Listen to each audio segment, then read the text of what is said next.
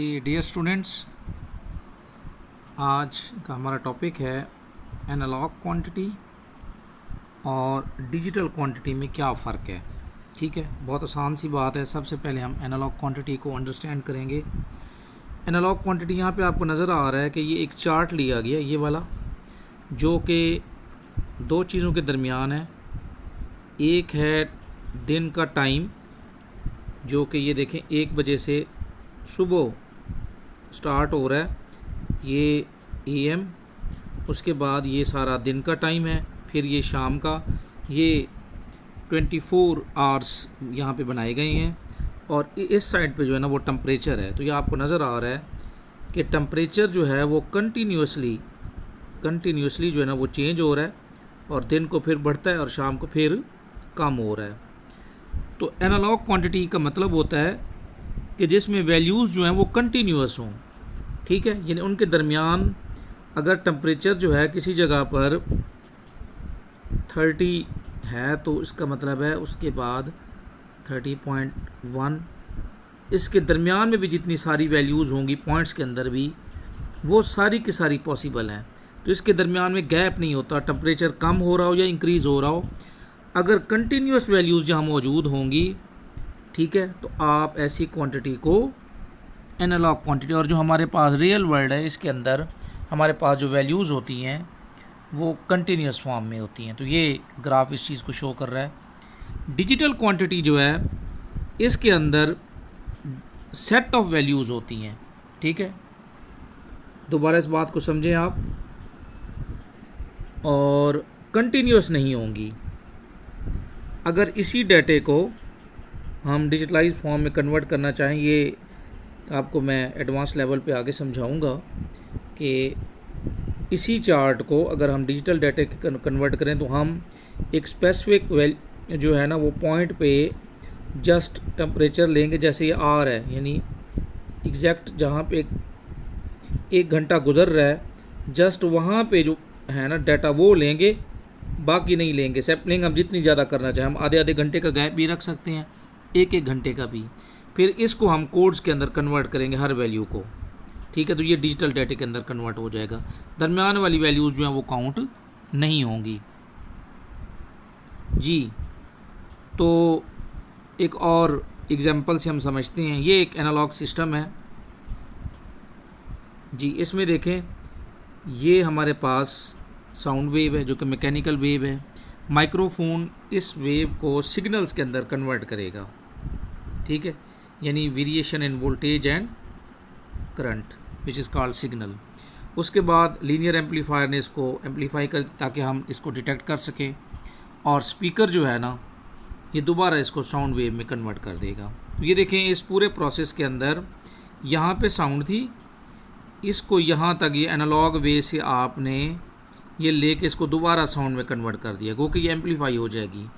तो यहाँ पर ये जो पूरा प्रोसेस है, यहाँ से साउंड को यहाँ पे आपने बड़ा तो की है, लेकिन यहाँ पे ये रीप्रोसेस जो दोबारा रीप्रोड्यूस हुई है, ये एग्जैक्ट या ये जो आवाज़ आप यहाँ सुनेंगे वो बिल्कुल इस तरह की नहीं होगी। इसमें कहीं ना कहीं डाटा मिसिंग हो सकता है। तो एनालॉग के अंदर ये इशू मौजूद है। अब अगर हम इसी चीज़ को कन्वर्ट करना चाहें डिजिटल के अंदर, तो उसकी एग्जांपल देखें आप। सपोज़ कर लें हमने उस आवाज़ को 0 और 1 की फॉर्म में, या आगे मैं बताऊंगा कि हम डिजिटल फॉर्म में फेरो इलेक्ट्रिक और फेरो मैग्नेटिक वे से जो है ना हम डाटे को स्टोर करते हैं। तो ये मैग्नेटिकली ड्राइव पे हमने डाटा स्टोर किया 0 और 1 की फॉर्म में। ठीक हो गया।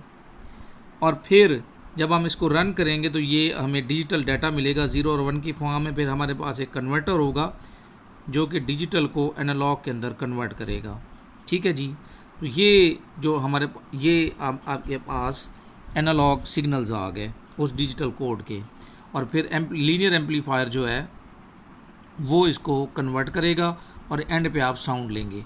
अब यहाँ पर जो साउंड आपने इधर इस CD ड्राइव पे स्टोर की थी 0 और 1 की फॉर्म में, डिजिटल फॉर्म में, और एंड पे वही साउंड जब आप सुनेंगे तो जो रीप्रोड्यूस होगी स्टार्ट से लेकर जो स्टार्ट से आपके पास यहाँ पे इधर रिप्रोड्यूस होगी,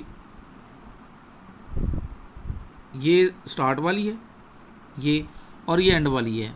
अब यहाँ पे ये इस पूरे प्रोसेस में से गुजरने के बाद यहाँ पे जो आपको मिलेगी साउंड, ये क्लियर एंड क्रिस्टल होगी। इसका मतलब डिजिटल डाटा जो है, इसको जब आप रिप्रोड्यूस करते हैं तो सिग्नल्स का लॉस नहीं होता। इसलिए हम जो है ना डिजिटल जो मॉड्यूलेशन है या डिजिटल प्रोसेस के थ्रू हम ये काम करेंगे तो हमारे पास सिग्नल्स का लॉस नहीं होगा और हमें इसकी एफिशिएंसी जो है ना वो ज़्यादा है। तो यहाँ पर दोनों चीज़ें वैसे नज़र आ रही हैं, ये एनालॉग हिस्सा है और ये वाला डिजिटल पार्ट है जी।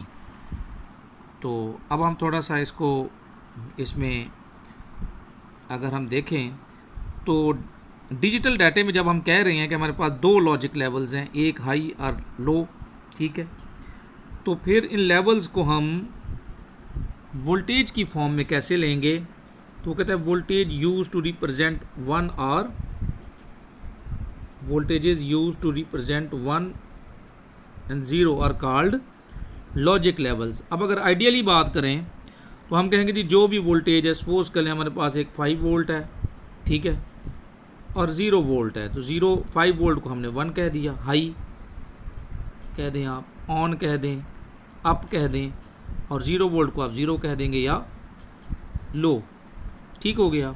लेकिन दरमियान ये जो आप यहाँ पे बात कर रहे हैं ये तो आइडियल बात हो गई, रियल में तो वोल्टेज की वेरिएशन होगी। तो उसके लिए फिर आपने ये याद रखना है कि कोई भी जो सिस्टम आप यूज़ कर रहे हैं, जो डिवाइस आप यूज़ कर रहे हैं, मसलन यहाँ अगर CMOS की बात की जाए तो इसकी जो रेंज है हाई और लो की, इसको आप यहाँ से अंडरस्टैंड कर सकते हैं। Range from 2 volt to 3.3 volt and low input values may range from 0 to 0.8 volt. If a voltage 2.5 is applied, the circuit will accept is at high। यानी अगर 2 से आप ऐसे समझ लें कि ये 2 वोल्ट है और ये है 3.3, ये 3.3, ये 2, इसके दरमियान में कोई भी वोल्टेज आप अप्लाई करेंगे, सिस्टम उसको 1 लेगा या हाई लेगा, ठीक है। और अगर आप यहाँ पर लगा लेते हैं जी ये आपके पास वैल्यू है 0 और यहाँ पे है 0.8 वोल्ट, तो इसके दरमियान में आप सपोज़ कर लें कोई भी वैल्यू अप्लाई करते हैं, कोई भी वैल्यू सपोज़ कर लें 0.5 अप्लाई करते हैं, तो सिस्टम इसको लेगा 0 या लो। इसके दरमियान में अगर कोई वैल्यू लेते हैं तो वो अनएक्सेप्टेबल है, वो सिस्टम उसको रिस्पॉन्स भी नहीं करेगा, ठीक है। तो ये आपने याद रखना है कि हमारे पास डिजिटल के अंदर 2 एक्सेप्टेबल वैल्यूज़ हैं, 1 आर हाई, 0 आर लो। थोड़ा सा डिजिटल वेव फॉर्म की तरफ भी देखते हैं। जो डिजिटल वेव फॉर्म है ये उसकी एक आइडियल, यहाँ पे उसने डिजिटल वेव फॉर्म जो है वो, जैसे वहाँ पे आप साइनोसाइडल वेव फॉर्म देखते हैं, इसके अंदर जो है ये लो लेवल, उसके बाद ये आइडियली जो है ना कोई टाइम नहीं लगेगा और ये राइजिंग एज है, और ये फिर हाई लेवल, और उसके बाद ये टाइम है हाई लेवल का, और उससे पहले क्या था, या उल्टा भी हो सकता है कि पहले वैल्यू हाई थी उसके बाद 3 नॉट टाइम लिया, लेकिन आइडियली जो है ना वो हम 0 टाइम लेते हैं। अगर हाई से लो की तरफ जा रहे हैं तो वो फॉलिंग एज कहलाएगा, और अगर आप लो से हाई की तरफ जा रहे हैं तो आप इसको रेजिंग और लीड एज का नाम देंगे। तो ये इसको आप पल्स की फॉर्म में भी बता सकते हैं, यानी इसमें 2 ये पल्स ही है, एक इसका लीडिंग एज है और एक इसका ट्रेलिंग एज है। ये रियल में ये कुछ टाइम लेता है जिसको हम यहाँ पे स्किप कर देते हैं। आपने इसमें जो और मेन चीज़ याद रखनी है वो है कि इसके अंदर आप फ्रीक्वेंसी कैसे निकालेंगे या टाइम पीरियड की बात कैसे करेंगे, ये भी देख लें यहाँ पे। अब यहाँ पे ये वाली जो है पल्स ये पीरियोडिक है और ये वाली नॉन पीरियोडिक है, ठीक है। तो जाहिर सी बात है अगर ये डिजिटल फॉर्म है तो डिजिटल फॉर्म में आपके पास हाई हिस्सा भी होगा और लो भी, और अगर पीरियोडिक है तो जितने टाइम के लिए हाई उतने टाइम के लिए लो।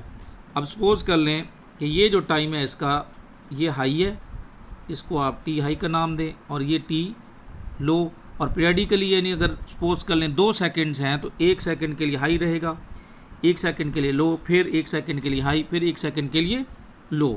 तो आपने जो टाइम पीरियड निकालना है वो होगा T equals to T H plus T L, periodically जो आप निकालेंगे, ठीक है, कि कितने टाइम के लिए वो वैल्यू हाई रहेगी और कितने टाइम के लिए लो रहेगी। तो ये टाइम पीरियड होगा और उसी को उल्टा कर देंगे तो आपको इस डिजिटल वेव फॉर्म की फ्रीक्वेंसी मिल जाएगी। और इसी तरीके से आप इसमें नॉन पीरियडिकली भी यही लेंगे कि ये हाई टाइम है और उसके बाद लो टाइम है, अगेन हाई टाइम है और फिर लो टाइम है। इसमें भी आपके पास टी हाई जो है और ये टी लो, इसमें भी टाइम पीरियड उसी वे से निकलेगा, लेकिन इसमें टी लो की परसेंटेज ज़्यादा है, टी हाई की जो है वो कम है जी। ये अभी फार्मूला मैं पहले बता चुका हूँ आपको। ड्यूटी साइकिल, ठीक है, डिजिटल वेव फॉर्म के अंदर ड्यूटी साइकिल जो है important characteristic of a periodic digital wave form is duty cycle which is the ratio of the pulse width to the period. इसका मतलब ये है कि आप यहाँ पे देख लें कि हाई कितने टाइम के लिए रहेगा, इसकी परसेंटेज निकालें। ये एग्जांपल से हम अंडरस्टैंड कर लेते हैं। ये वाली एग्जांपल जो है इसमें देखें, ये इसने नॉन पीरियडिक लिया है, इक्वल नहीं लिया, ये इसकी पल्स वेट कहलाएगी जितने टाइम के लिए वैल्यू हाई रहेगी। लेकिन टाइम पीरियड में आप क्या देखते हैं कि आपको चीज़ चाहिए कि यहाँ से यहाँ तक हाई प्लस लो, ये टाइम पीरियड कहलाता है इसका। तो अब ये देखें कि उसने यहाँ पर जो टाइम पीरियड है वो दिया हुआ है, जो कि उसने यहाँ पे बताया हुआ है कि जी ये देखें 10 मिली सेकेंड टोटल टाइम पीरियड जो है, यहाँ से यहाँ तक जो टोटल टाइम पीरियड है, इधर से लेके यहाँ तक टोटल टाइम पीरियड वो कितना है 10 मिली सेकेंड। 1/10 मिली सेकेंड की वैल्यू होती है 10 रेज़्ड पावर -3। तो ये आपके पास आ जाएगा 100 हर्ट्ज़ की फ्रीक्वेंसी। और जो ड्यूटी साइकिल है वो हम कैसे निकालते हैं, ड्यूटी साइकिल का जो फार्मूला है उसमें आपको टी वेट यानी ये वाला टाइम चाहिए। ये आपको नज़र आ रहा है कि ये 1 मिली सेकेंड है, ये वाला, ये देखें 0 से 1 millisecond divided by total time period, वो 10 मिली सेकेंड है, ठीक है जी। और इसको हम मल्टीप्लाई करेंगे 100 के साथ, ठीक है। तो मिली सेकेंड से मिली सेकेंड कैंसिल, इस 0 से ये, तो ये आपके पास परसेंटेज में आ जाएगा 10%। इसका मतलब ये है कि ये जो आपको पल्स वेट गिवन है डिजिटल वेव फॉर्म, इसका जो ड्यूटी साइकिल है वो 10% है। 50% कब होगा वो भी आप देख लें। अगर आपके पास सपोज कर लें टोटल यहाँ से यहाँ तक ये टोटल 10 मिली सेकेंड हो और टी डब्ल्यू जो है, ठीक है, ये वाला ये इक्वल है तो ये 5 मिली सेकेंड होगा। अब यहाँ से आप निकाल लें 5 मिली सेकेंड को डिवाइड करें 10 मिली सेकेंड पे और 100 से मल्टीप्लाई कर दें तो आपके पास यहाँ पे 50%। अगर आपके पास पीरियडिक वेव फॉर्म है तो उसका जो ड्यूटी साइकिल है वो 50% निकलेगा। तो ये थोड़ा सा आइडिया था कि आपको पता होना चाहिए कि डिजिटल और एनालॉग क्वांटिटी में क्या फ़र्क है, और अगर डिजिटल वेव फॉर्म गिवन हो तो उसमें पीरियडिक और नॉन पीरियडिक और उसका ड्यूटी साइकिल कैसे मेजर किया जाता है। तो this is all about our today lecture.